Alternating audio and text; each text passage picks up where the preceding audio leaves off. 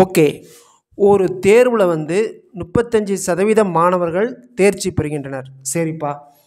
455 பேர் தோல்வி அடைகின்றனர் எனில் தேர்வு எழுதிய மாணவர்கள் எத்தனை பேர்? தேர்ச்சி பெற்றவங்கள சதவீதத்தில் கொடுத்துருக்காங்க, தோல்வி அடைஞ்சவங்கள நம்பரில் கொடுத்துருக்காங்க, மொத்த மாணவர்களை நம்பரில் தான் கேட்குறாங்க. அப்போ இதை தானே நம்ம கன்சிடர் பண்ணோம். சரி, இப்போ மொத்த சதவீதம் எவ்வளோ பேர் எழுதியிருப்பாங்க?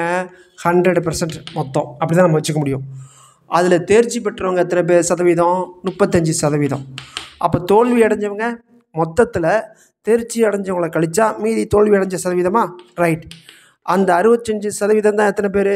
455 பேர். அப்போ என்ன எழுதலாம்?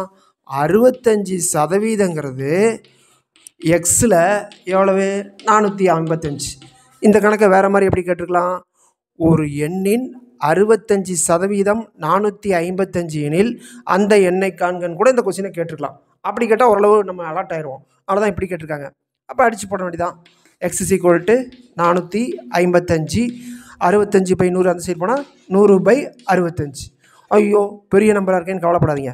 சும்மா இதை 420ன்னு வைங்க, இது 60ன்னு வைங்க, குறைங்க. அப்போ எவ்வளோ வருது? 7 சம்திங் தானே வருது. அப்போ 700.